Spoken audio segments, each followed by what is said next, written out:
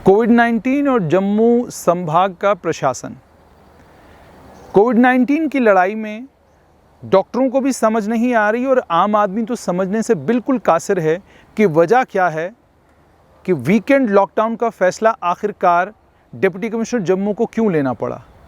सिर्फ deputy commissioner Jammu को नहीं बल्कि अलग अलग डिस्ट्रिक्ट्स जो हैं जम्मू संभाग के, इन अलग अलग ज़िलों में क्यों डिप्टी कमिश्नरों को वीकेंड लॉकडाउन का फैसला लेना पड़ा, किसी की समझ में नहीं आ रहा। एक वीडियो का लिंक आप नीचे देख सकते हैं।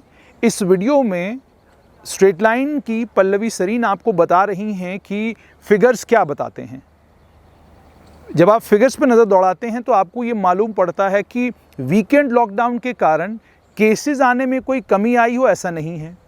हमने गवर्नमेंट मेडिकल कॉलेज में कोविड की लड़ाई में जो कोरोना वॉरियर्स हैं उनसे बात की। उन्होंने हमें ये बताया कि वीकेंड लॉकडाउन का उन्हें कोई फ़ायदा नज़र नहीं आ रहा, क्योंकि फ्राइडे के बाद सैटरडे और संडे 2 दिन ये बंद रहता है और मंडे के दिन यानी सोमवार के दिन दुगना तिगना चौगना प्रेशर जो है वो मेडिकल कॉलेज के ऊपर पड़ता है।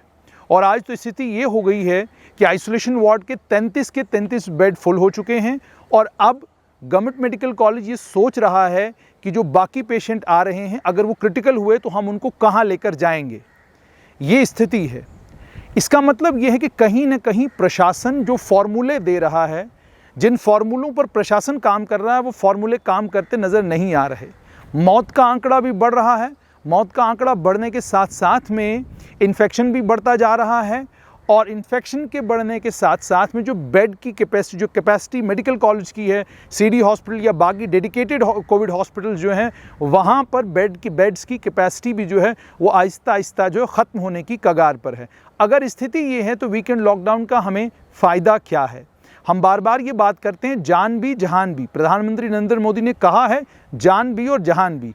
ऐसा लगता है कि जम्मू के प्रशासन को और उनका कोई अपना असेसमेंट है, जिस असेसमेंट की बुनियाद पर उनको ये लगता है कि कारोबार सिर्फ 4 दिन चलना चाहिए, 3 दिन छुट्टी कर दीजिए और 4 दिन में आपकी इतनी कमाई हो जाएगी कि आप अपने यहाँ काम करने वाले कर्मचारी को भी तनख्वाह दे पाएंगे, आप अपनी दुकान का किराया भी दे पाएंगे, आप बिजली की फ़ीस भी दे पाएंगे और आपके जितने भी खर्चे हैं वो सारे के सारे खर्चे आप एक दुकान से निकाल पाएंगे और उसके बाद अपना घर भी चला पाएंगे। कमाल की असेसमेंट है।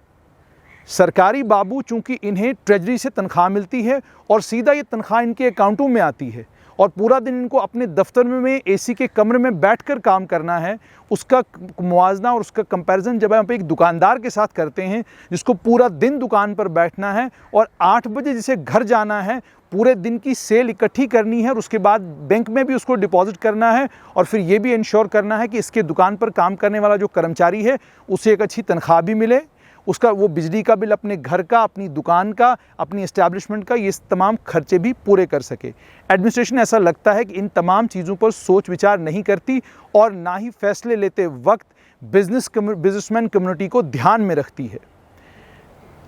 और हैरान ये बात करती है कि 14.5 लाख के करीब लोगों को सर्वे किया था। आपको ठीक से याद होगा, डिस्ट्रिक्ट एडमिनिस्ट्रेशन जम्मू ने दावा किया था कि हमने 14.5 लाख लोगों का सर्वे किया है।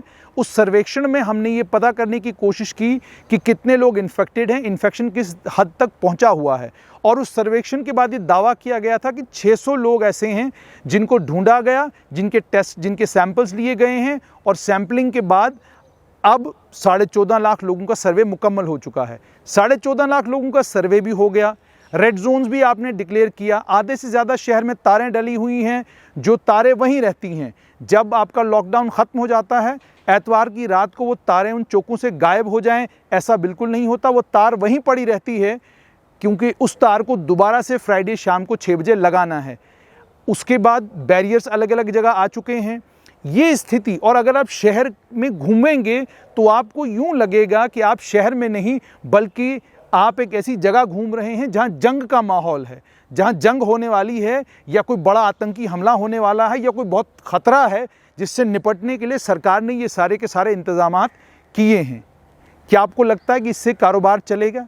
क्या आपको लगता है कि इससे जान और जहान, जो बात प्रधानमंत्री ने कही है, उस जान और जहान के उस मोटो को हम लोग आगे लेकर जा सकेंगे? क्या ज़रूरत पड़ी home secretary union home secretary को चिट्ठी लिखने की और ये कहने की कि आप लोगों के लिए दिक्कत और परेशानी कर रहे हैं। अलग अलग स्टेट और यूनियन टेरिटरियों को कहा गया, हमारी यूनियन टेरिटरी के लिए भी ये चिट्ठी निकली है कि आप लोगों को परेशान कर रहे हैं, बेवजह परेशान कर रहे हैं। कोविड के इन्फेक्शन से कश्मीर के अंदर जहां मौतें दुगनी तिगनी हो रही हैं, जहां पर इन्फेक्शन बढ़ रहा है, जहां पर क्लस्टर्स में इन्फेक्शन मिल रहा है, वहां पर आपने होम आइसोलेशन कर रखी है। और जम्मू संभाग जहां पर क्लस्टर्स में इन्फेक्शन नहीं मिल रहे, जहां डेथ का नंबर भी कम है, वहां पर आप होम आइसोलेशन की सुविधा नहीं दे रहे। कमाल की बात है। मतलब जब इन फैसलों के ऊपर आप विचारने लगते हैं, सोचने लगते हैं, तो आपको यूँ लगता है जैसे इस इकॉनमी के और जम्मू की इकॉनमी के साथ कोई ज़बरदस्त किस्म की दुश्मनी है एडमिनिस्ट्रेशन को कि हमने कुछ चलने नहीं देना। इस पर पुनर्विचार होना चाहिए। कोविड की लड़ाई ये आज एक दो दिन की लड़ाई नहीं है, ये एक लंबी लड़ाई है। न्यूजीलैंड में वैक्सीन नहीं आया, लेकिन न्यूजीलैंड में समाचार, न्यूजीलैंड में इंफॉर्मेशन हर आखिरी आदमी तक पहुंचाई गई कि कोविड से लड़ाई लड़ने के लिए मास्क पहनना, सैनिटाइज करना और सोशल डिस्टेंसिंग करना ज़रूरी है। जब हम ये करेंगे तो कोविड से हम लड़ाई जीत सकेंगे। इसीलिए न्यूजीलैंड ने कोविड के ख़िलाफ़ लड़ाई जीती। हम क्या कर रहे हैं? इन्फॉर्मेशन पहुंचाने की जगह वीकेंड लॉकडाउन, इन्फॉर्मेशन पहुंचाने की जगह जिस रीजन में होम आइसोलेशन जो है पहले होना चाहिए था, उस रीजन में हम होम आइसोलेशन देने के लिए तैयार नहीं।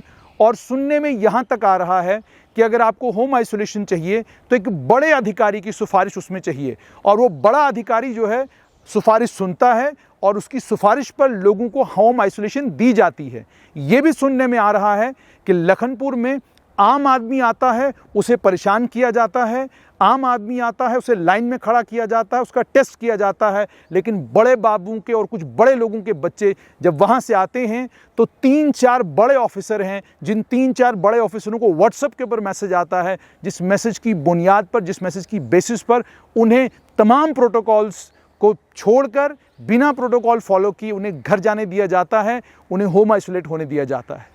अगर ये आपके पैमाने हैं, यकीन जानिए कोविड से लड़ाई जीतना आपके बस का रोग नहीं है। कोविड से लड़ाई वही जीत सकता है जिसमें हिम्मत हो, हौसला हो बड़ा फैसला लेने की। आप बड़े फैसले नहीं ले पा रहे। डिस्ट्रिक्ट एडमिनिस्ट्रेशन ने कितने मैसअप किए। एक गुफअप जो है वो आपको अच्छे से याद होगा कि 2 भाइयों की मौत हुई, उसमें एक इंक्वायरी कमेटी बिठाई गई, कोई पता नहीं उस इंक्वायरी कमेटी की रिपोर्ट का क्या हुआ। उससे पहले जितने गुफअप हुए उनमें इंक्वायरी कमेटीज़ बिठाई गई, कोई पता नहीं वो रिपोर्टें कहाँ गई, किसी की कोई रिस्पॉन्सिबिलिटी फिक्स नहीं होती, किसी के खिलाफ कोई कार्रवाई नहीं होती। ये स्थिति जो है इस समय बन गई है।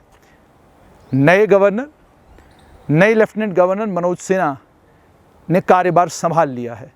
एडमिनिस्ट्रेशन को समझने की कोशिश कर रहे हैं, जानने की कोशिश कर रहे हैं कि क्या कुछ जम्मू कश्मीर में पिछले 1 साल में हुआ है। मुझे ज़ाती तौर पर यह लगता है कि नए लेफ्टिनेंट गवर्नर को बजाय बाबू लोगों से पिछले 1 साल का लेखा जोखा समझने के अखबार मंगा लेने चाहिए। डेली एक्सेलसियर मंगवाएं या कश्मीर से बड़ा अखबार ग्रेटर कश्मीर है।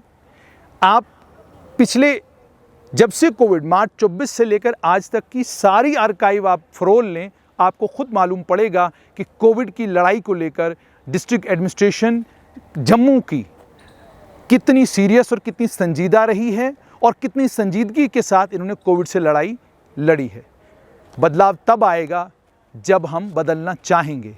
कोविड की लड़ाई से जीत तब होगी जब हम हौसला रखकर बड़े फैसले लेंगे। पत्नी टॉप के कुछ वीडियोस वायरल हुए, उसके चक्कर में आपने फ्राइडे, सैटरडे, संडे जब कारोबारियों से जिनसे हमारी बात होती बताते हैं वो कि थोड़ा बहुत रश उनकी दुकानों पर इन आखिरी दिनों में देखने को मिलता था। इस पर पुनर्विचार किया जाए और हिम्मत और हौसले वाले फैसले लेने का वक्त है। तभी जाकर जान भी मुमकिन हो पाएगी और जहान भी चलेगा।